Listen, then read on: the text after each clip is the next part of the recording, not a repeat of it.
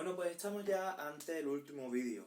En esta clase, en esta sesión, vamos a hablar de la muerte y de la trascendencia. Como hemos dicho en los vídeos anteriores, el ser humano siempre le da un porqué a su existencia, a su vida, a qué tiene que hacer en la vida.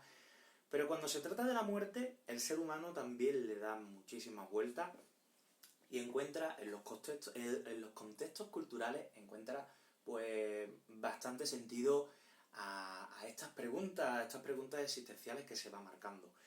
¿Qué ocurre? Que a partir de aquí también empieza a haber una mitología en torno a la muerte. ¿Qué ocurre con la muerte? La muerte siempre crea inseguridad, siempre crea tristeza, siempre crea confusión. Sobre todo ahora. Ahora nos entra muchísima confusión a la hora de pensar en la muerte. Porque antes siempre se veía como algo lejano, pero ahora, por ejemplo, lo estamos viendo como algo cercano. Algo que puede ocurrir, que no es que pueda ocurrir, es que está ocurriendo. Entonces el ser humano, a partir de aquí, empieza a hablar de la desaparición de la persona. Os decía en la clase anterior de que yo estuve haciendo cosas sobre antropología de la muerte en el grado, y es cierto, de hecho mi proyecto fin de carrera es de antropología de la muerte, y puedo decir que el ser humano tiene tres tipos de muerte: la muerte social, la muerte biológica, muerte social y muerte política. La muerte biológica es la que, pues la que va a ocurrir. El cuerpo muere y a partir de ahí, pues se empieza a ver la causa que sea, y ocurre la muerte biológica de la persona, como ser vivo.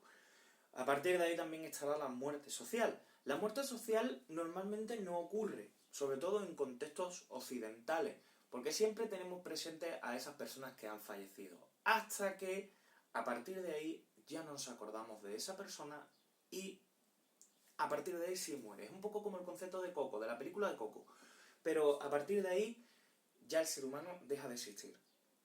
¿Qué ocurre? Que hay una tercera muerte, que es la muerte política. La muerte política se da en muy pocos casos, porque una persona que está muerta socialmente puede ser que esté viva políticamente.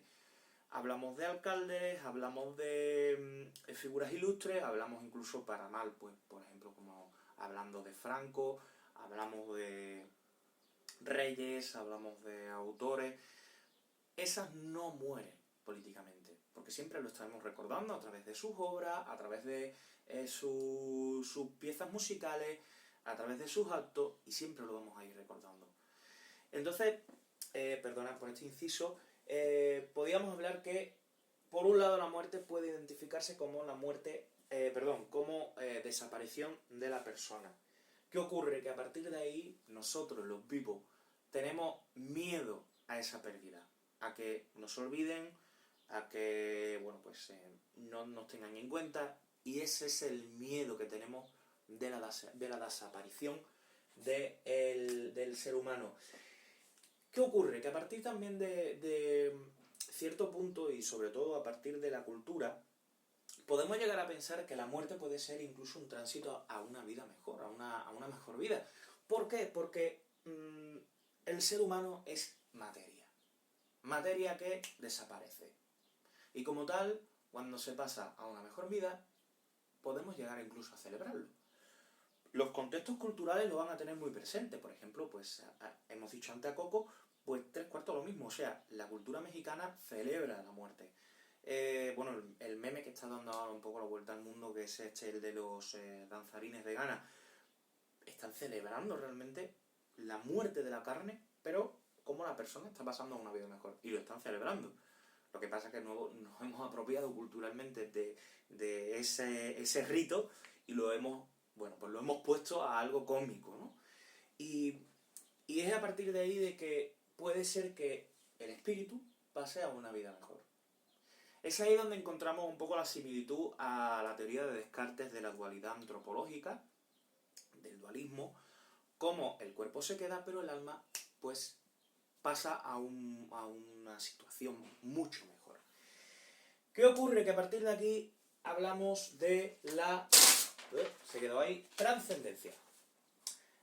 La trascendencia del individuo es una necesidad. Podemos decir que puede llegar a ser una necesidad por parte de la gente, de llegar a pensar si es posible o no es posible.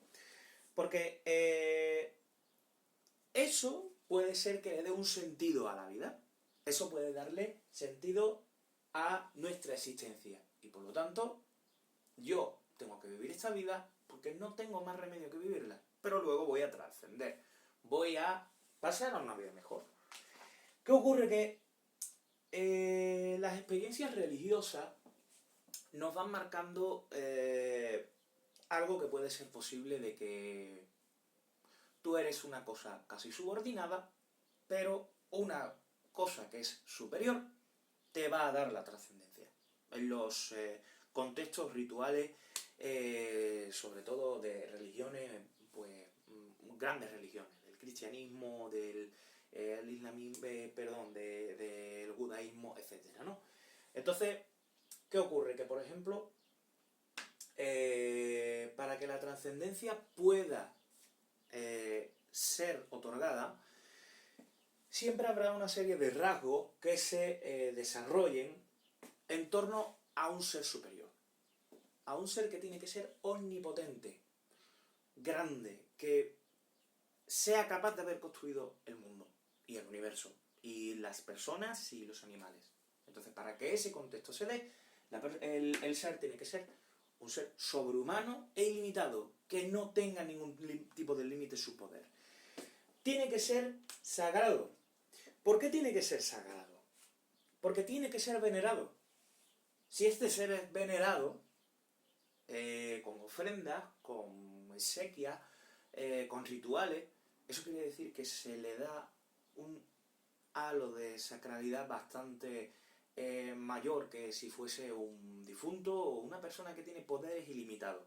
Entonces, que sea sagrado es un punto fundamental también para que ese ente sea considerado como algo superior. Tiene que ser necesario. Si es sagrado y es objeto de exequias, de súplicas, de rogativas, quiere decir que hay gente que lo necesita, que necesita creer en él y que necesita en él o en ella, que necesita que la trascendencia pueda ser posible, porque esa persona, para ese ser, la trascendencia no supone nada. Si nos remitimos a religiones, pues, como he dicho antes, occidentales, si nos remitimos al cristianismo, por ejemplo, sabemos, por ejemplo, en Semana Santa, que es necesario y que hay gente que pues se carga, reza, sale por esa necesidad. Pues necesidad de promesa, de que esto pase, cualquier cosa. Pensamos de que ese ser va a ser capaz de curarlo, de arreglarlo, de solucionarlo, en grandes rasgos. Se puede creer en este ser absoluto porque también pensamos que nos va a dar gratitud. Ya son subpuntos de esto del ser omnipotente. Creemos que para mostrar su gratitud nos lo va a mostrar de una forma positiva. Podríamos decir que en forma de milagro, en forma de aparición, en forma de solucionar ese problema. Es algo que nos tiene que amparar, porque cuando no tenemos una cuestión de miedo siempre vamos a apoyarnos en ese ser. Yo qué sé, cualquier cosa que pensemos que nos puede ayudar, nos vamos a agarrar a un ser superior. Es muy complicado en momentos negativos que incluso no nos encomendemos a estas deidades, ¿no? Tiene que haber un guía superior. Si hablamos en una jerarquía, por ejemplo, un cura, un sacerdote, un obispo, un papa, pero sobre todo tiene que haber un papa, una persona que por lo que sea tenga una personalidad individual que concilie esos valores y que a nosotros nos dé la seguridad de que el mediador entre el ser superior y la tierra donde estamos nosotros es esa persona, es ese guía. Y por eso nosotros pensamos que, por ejemplo, el Papa puede ser un guía. Tiene que ser mortal pero inmortal. Tiene que ser mortal, como nosotros, carne, pero inmortal. Porque ya, al ser un ser social, se va a convertir en inmortal. Y nos tiene que hacer ver que somos incompletos. No el ser, sino, el ser, no el guía. Nosotros somos incompletos. Y que una parte de nosotros está en ese ser. Algo que puede llegar a pensar que la trascendencia se complete pensando en esta persona, en este ser y en todo el entorno de sacralidad que le puede rodear. Y a partir de ahí empieza lo que es la trascendencia. ¿Qué ocurre con la trascendencia? Que al igual que habíamos hablado del existencialismo, del esencialismo, también tiene posiciones completamente contrarias y que aparte muchos movimientos filosóficos también han arremetido contra estas teorías de sacralidad, de ser ilimitado y tal. Sin embargo, la trascendencia se basa en 4 puntos, destacados. El primer punto es el teísmo. ¿Qué ocurre con el teísmo? Que podemos conocer la esencia de este ser y también la existencia. ¿Por qué podemos conocer en el teísmo la esencia y la existencia? Porque, por ejemplo, podemos decir que es un ser de bondad, es un ser de belleza a lo que ha creado. Autores como San Agustín, como Descartes, el cristianismo, el islam, claramente hablan de lo que es la esencia, de lo que Dios ha querido dejar legar a la sociedad, al mundo, al ser humano. Valores positivos. Y eso es lo que nos habla el teísmo. ¿Qué ocurre con el teísmo? Que podemos acceder a través de la razón, pero no podemos conocer la esencia. ¿Por qué no podemos conocer la esencia? Porque entonces así Dios no podría ser fruto de especulación por parte de la filosofía.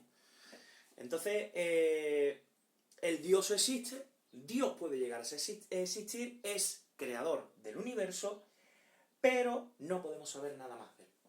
No podemos saber nada más de él. Y a partir de ahí empieza, por ejemplo, el empirismo. Surge el empirismo. Movimientos de la Ilustración. Son los que defienden el deísmo como posible existencia, puede ser posible de un ser absoluto, puede ser. Puedo utilizar la razón, pero yo me baso por los conocimientos empíricos que le doy a los fenómenos. Y si yo no veo a Dios, no puedo conocer su esencia. El agnosticismo, que viene del griego desconocimiento, decimos que la existencia no puede ser conocida.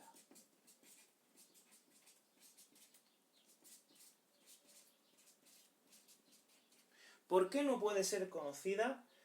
Porque está más allá de lo sensible, de lo que nosotros podemos experimentar como un saber. Podemos saber si Dios existe, pero es que no sabemos cómo es. ¿Por qué no podemos saber cómo es? Porque no es posible conocer su existencia.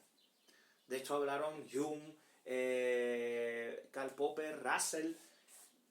Defienden el agnosticismo de esa forma.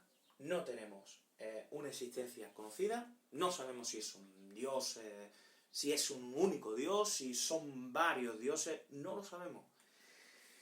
Y, por último, el ateísmo.